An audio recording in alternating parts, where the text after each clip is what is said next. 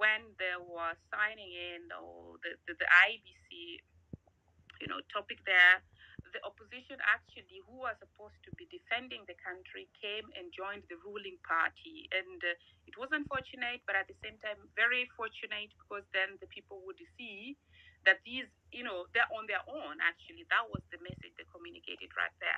So for this, I believe also any process going through the same, parliament will not go through. Another thing I wanted to highlight, that was at the very beginning, Dr. talked about communication and information, where people were attacking each other, and there were a lot of propaganda going on. In the recent times, we've seen, actually, it was my very first time that I saw any country beating Russia with the propaganda, propaganda. At the very beginning, they really floored them.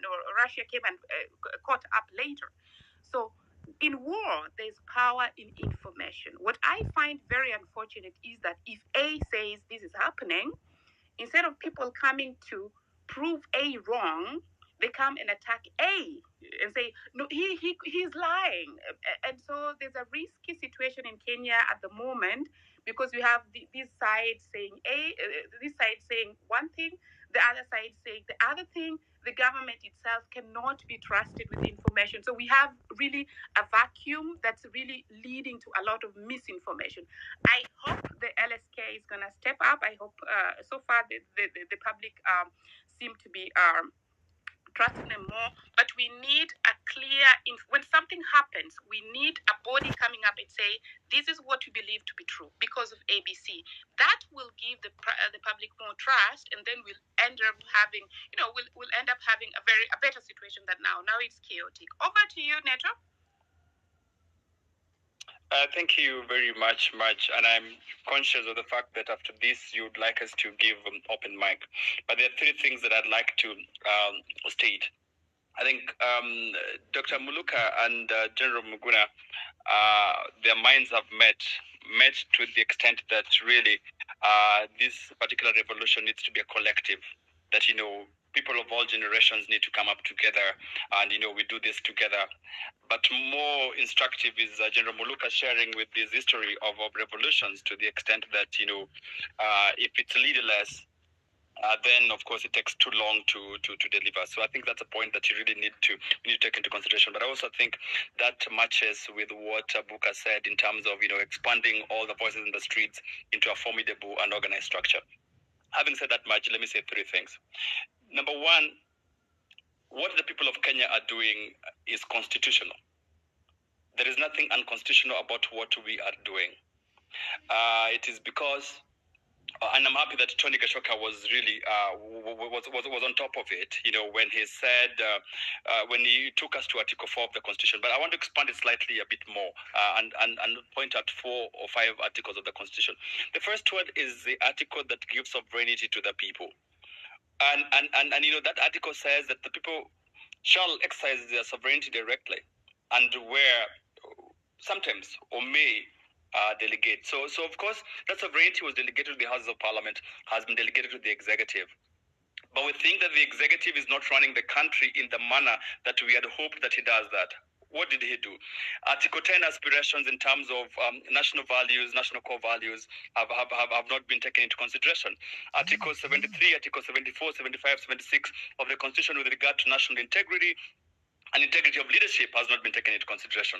So therefore, the Kenyan people are saying, within the means and province of the Constitution, Article 37, we shall peacefully and unarmed present a petition to you, the presidency, telling you that you are not running the country in the way that we want to run. All this is very constitutional. So we hope that the presidency can then see within the meaning of Article 146, which provides for the president may and should resign, because then the people of Kenya are saying, we gave you a mandate, you've not been able to deliver on that particular mandate. So all this is very constitutional, and no one should ever say that the people of Kenya are acting extra-constitutionally. Having said that, there is a conversation that is ongoing, and I'm happy that General Miguna just said that right now. We do not, it's God is on the side of the people of Kenya. For those who are not believers in God, you'll permit me. 2-3 years ago, the former Chief Justice on the province of Article 2617 of the Constitution did declare this particular parliament unconstitutional and should have been dissolved. Now, those of you who have had a chance to read that particular ruling, it is a ruling and a judgment that is supposed to be in perpetuity for all parliaments. So that this particular parliament in itself is illegal, it's unconstitutional. And what we really need to do, that's my pointer one in terms of pressure point, is we just need to ask for a decree that this particular parliament then is dissolved. What does that do for us? It does a couple of things, because if you look at when the presidential election needs to be done, the presidential election is then envisaged to take place at the same time as the election of the members of parliament. So that is already a very, very easy process. In fact, you don't even have to struggle, you don't even have to crack our heads. We just need to push in the next couple of weeks for a decree for the Supreme Court to declare that this particular parliament is unconstitutional, as was decided in 2010, dissolve it, and when you dissolve it, the presidency has to seek fresh mandate within the meaning of Article 146, as read together with Article 102 and Article 104 of the Constitution. But let me tell you the second thing that I wanted to say. Anyone who studied history, and Barack Muluka and colleagues are here, you must already agree that this Kenya Kwanza regime is going to fall. And this was bound to happen, and it was going to happen for whatever regime that was coming in place and was not going to deliver on the people of Kenya. Number one, those who've studied how the mighty persons fall, whether it's regimes, whether it's companies, you will see they walked us through the 4 or 5 stages of falling of mighty people. The first was their hubris. You saw it all, people flagging off very many serious things, feeling all important, high-flying people. The second, of course, was the indisciplined pursuit for more. The third stage, which I think is what I want to emphasize, and I do the fourth one, was the denial of the risk and the peril. You remember when they came to the streets and said the Gen Zs were digital wankers, who could not do anything. They said all manner of unpalatable things. That was basically denying the risk of denial. Now, where we are with Kenya Kwanza and the William Ruto regime is where it is critical. And I think that's what I want to point out, even as we think about the next pressure point. It is on the fourth point, the fourth stage. Of course, mighty people falling is a stage 5 process, but the fourth stage is what was instructive. They're grasping for salvation. And if they're grasping for salvation, it therefore means that they have two things. One, that decline and capitation is very possible, and that is what it should do. Or a bit, if at all they get some resuscitation, then the status quo might remain.